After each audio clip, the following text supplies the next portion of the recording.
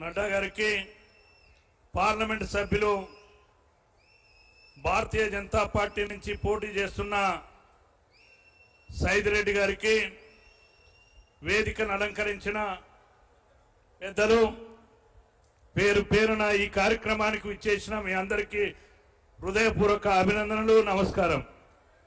రెండు విషయాలు మీ ముందు ఉంచాల్సిన అవసరం ఉంది. ఈ ఎన్నికల్లో ప్రధానంగా ధర్మానికి అధర్మానికి జరుగుతున్న యుద్ధం ఈరోజు భారతదేశంలో ఒక పక్క కౌరవులు, ఒక పక్క పాండవులు. ఎప్పుడు ఏదైతే ఈ దేశంలో మరి 100 మంది కౌరవులు 5 పాండవులు యుద్ధంలో పాల్గొంటే గెలిచింది ధర్మం, గెలిచింది.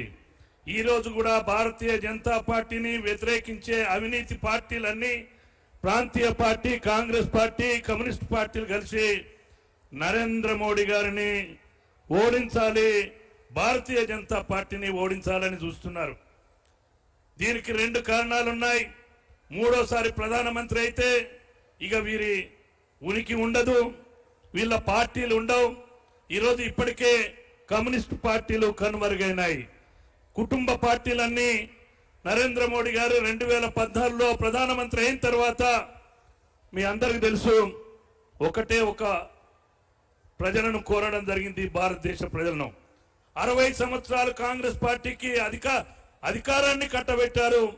60 రోజులు నాకు అవకాశం ఇవ్వండి, భారతీయ జనతా పార్టీ ప్రధానమంత్రిగా ఈ దేశంలో అవినీతి లేని పాలన అందిస్తానని చెప్పడం జరిగింది. ప్రజలు విశ్వసించినారు. మరి గుజరాత్ మాదిరిగా మరి తెలంగాణ, భారతదేశం అభివృద్ధి చెందడానికి నరేంద్ర మోడీ గారికి 270 పైచిలకు స్థానాలు ఇవ్వడం జరిగింది. రెండోసారి ఎన్నికల్లో ఏమడిగినారు? ఏ వర్గాలైతే పేదవాళ్ళు ఉన్నారో అవినీతి లేకుండా పరిపాలించడమే కాకుండా అన్ని వర్గాలకు, పేదవాళ్లకు సంక్షేమ పథకాలు అందించిన ఘనత ఈ దేశ రక్షణ విషయంలో కానీ మరి ఎప్పుడు లేని విధంగా భారతదేశం వైపే ప్రపంచ దేశాలు చూసే విధంగా, హర్షించే విధంగా ప్రపంచ దేశాలు పరిపాలన కొనసాగింది. రెండోసారి ఏమడిగినారు? 300 స్థానాలు ఇవ్వమని అడిగినారు. ఇప్పుడు 400 స్థానాలు ఇవ్వమంటే మూర్ఖంగా కాంగ్రెస్ పార్టీ ఈరోజు అసత్య ప్రచారం చేస్తుంది. ఈ దేశంలో 400 స్థానాలు వస్తే ఈరోజు డాక్టర్ బాబాసాహెబ్ అంబేద్కర్ రాజ్యాంగాన్ని మార్చారని చెప్తున్నారు.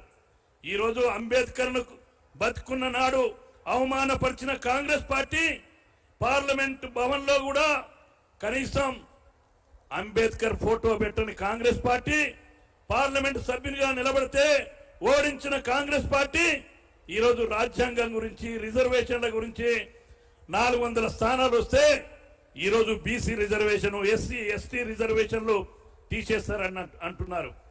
ఈరోజు ఒకటే కాంగ్రెస్ పార్టీకి సవాల్ విసురుతున్నాను, దానికి సమాధానం చెప్పాల్సిన అవసరం ఉంది. స్వతంత్రం వచ్చిన తర్వాత నరేంద్ర మోడీ గారు ప్రధానమంత్రి అయిన తర్వాత ఈరోజు మెజార్టీ బలహీన వర్గాల వారికి ఈరోజు క్యాబినెట్ లో ఎప్పుడు లేని విధంగా దళితులకు, మైనార్టీలకు, గిరిజనులకు క్యాబినెట్ లో తీసుకున్న విషయం మీ అందరికీ తెలుసు. అందుకే ఈరోజు అసత్య ప్రచారం చేస్తున్నా, ఈరోజు అధర్మం పక్షాన నిలబడ్డ కాంగ్రెస్, టిఆర్ఎస్ పార్టీ గురించి మీకు తెలుసుగా. టిఆర్ఎస్ గురించి ఎంత తక్కువ మాట్లాడితే అంత మంచిది.